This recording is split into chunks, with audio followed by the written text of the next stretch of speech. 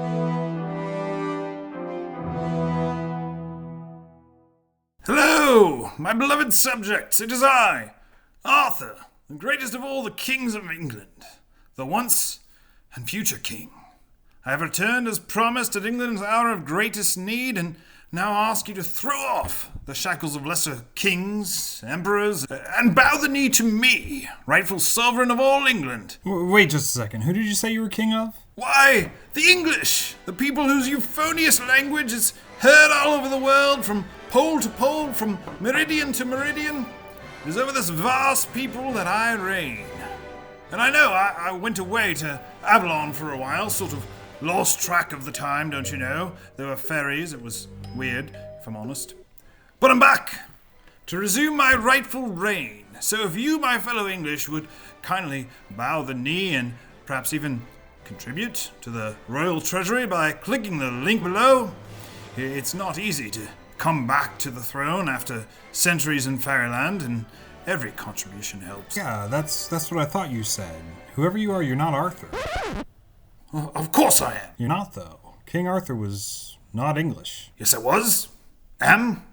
Why else am I drinking tea? That's your own business. But Arthur, if he existed at all, was a British king or a warlord, not an English one. Splitting hairs a bit, aren't we? British, English, same thing. Tomato, tomato. It's not the same thing. Not at all. If Arthur existed, it was just after the Romans left Britain, around the 5th or 6th century AD. There was no England yet. The British were Romanized Christians. They spoke Latin and a Celtic mother tongue, an early form of Welsh. When the Romans withdrew the protection, other Celtic tribes, like the Picts, started attacking the Britons. That's when King Vortigern, allegedly, invited the Angles, Saxons, and Jutes to help. But they didn't leave.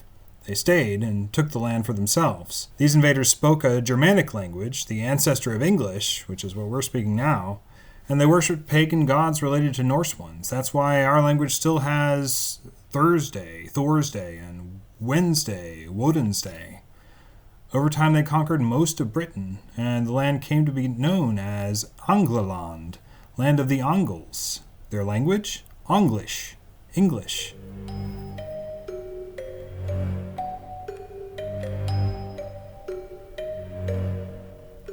Blah, blah, blah. First thing I'll do as future king of the English, outlaw pointless history lessons. That's day one.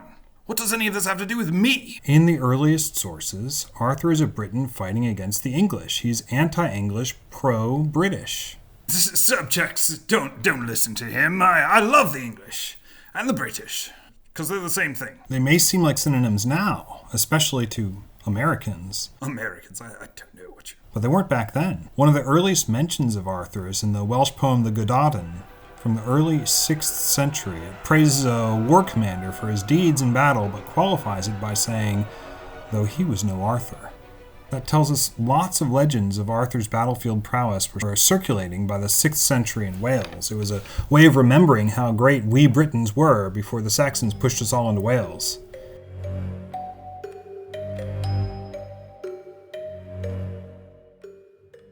But if Arthur had remained just a Welsh legend, most of us still wouldn't know who he is. Around 800 AD, good Lord. A Latin history by Nennius gives a fuller account. It says this: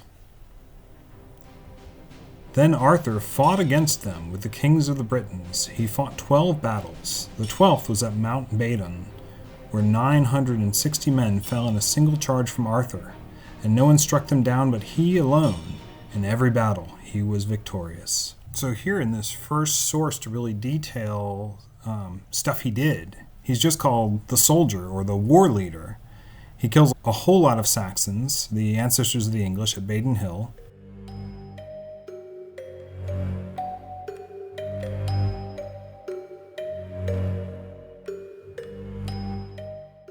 I barely remember that. Now, the quest for the Holy Grail, that was a lot more. Nothing in Nennius about the Grail, or Excalibur, or Camelot. No Lancelot, no Round Table, just battlefield stats. Exactly.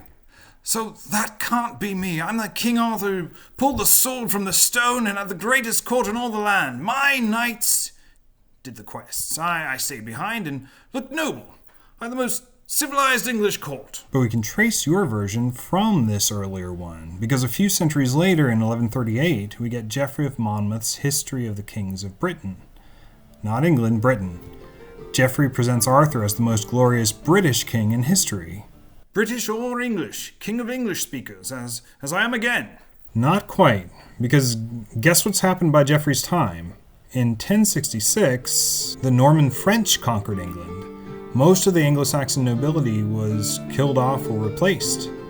The new court spoke French. They brought with them ideals like chivalry and courtly love, and they're the ones who made Arthur fashionable, dressing him up in shiny armor. So they dressed me up like this. I guess. Arthur suited the tastes of the triumphant French-speaking elite, not the conquered English. Geoffrey gives them a mythic British king, one who fights the English, conquers most of Europe, and is taken to Avalon after being betrayed. Avalon, now, that I remember. Europe-wide conquest, bit foggy.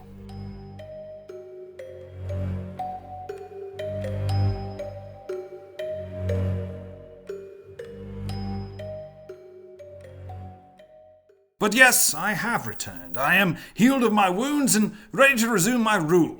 If you'll just click... So you're saying you plan to conquer the world again? Conquer? Oh, no, that sounds so aggressive. I merely want to rule benevolently. My knights handle the quests and dragon fighting. I mostly stay in Camelot. Ah, then your model is more the Arthur of Chrétien de Troyes, the French writer. Chrétien de Troyes? Takes a lot of phlegm to say. It's the French version of the word Christian. It's a name. He writes about Arthur's court as a stage for his knights. Gawain, Yvain, Lancelot, who go on quests and fall in love. Arthur just stays put in hosts. These romances are written in French verse, and the highest virtue isn't military conquest. It's keeping promises and behaving nobly in love. Chrétien combines old British sources with a new French fad, courtly love. That's where we get Lancelot and Guinevere's affair. Alleged affair? And Percival's quest for the Grail. Ah, yes, the Grail. I have it right here. No, you don't. We'll get to that.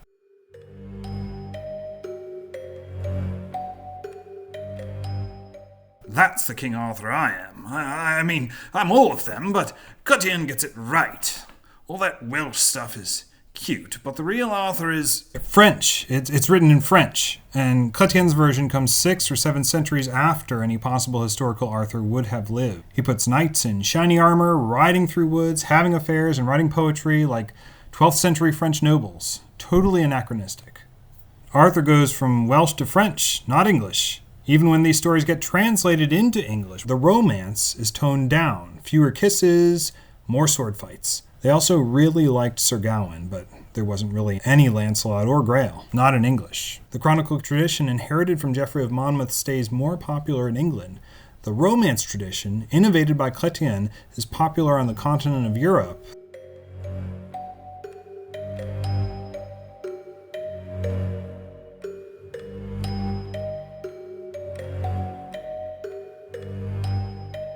But then in the 1400s, Sir Thomas Malory writes Le Morte d'Arthur, combining both traditions, and in fact just about every story of Arthur he can possibly get his hands on.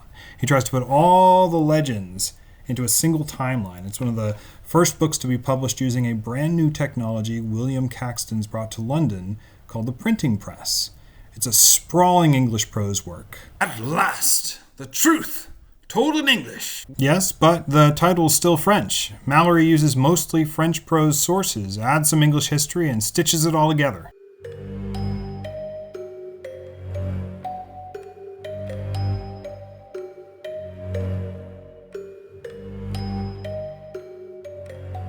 But, I should note that Arthur was already going out of fashion by Malory's time. The great English writer Geoffrey Chaucer, even a century before Malory, barely mentions him. What? Et tu, Geoffrey? And then after that, the Renaissance, when it really comes to England, really prefers classical figures like Greek and Roman stuff. Arthur only really comes roaring back in the 19th and 20th centuries, idealized by the Victorians as a symbol of manly honor, virtue, and English pride. They treat Malory like a source, not a remix. By then, Arthur is fully English, even though the earliest versions show him killing the English. So, you're saying there's no real Arthur? Exactly. If there was a historical Arthur, he wasn't like the legends. The legends came later, and they reflect the cultures that told them. Arthur is always anachronistic. That's the point. And people think he was English now because British and English have become synonyms, even though they weren't at the time. Yes, exactly right. Now you're getting it. And the idea of Arthur that people have in their minds and stories is bigger and more important than the obscure Welsh war leader. Well, yes, but... So, if Arthur and his knights can wear French armor and speak in the English language, and that's still King Arthur, then why can't Arthur be English? So anyway, my English-speaking subjects, as I was saying, if you'd like to help me return to the throne, restore order to the land, and bring back proper storytelling, click the link below and contribute to the cause. Every bit helps, and as a walking anachronism, I do accept all forms of payment, including Bitcoin. Next time, giants, emperors, and betrayal. Ah, Mordred. Knew we'd get there.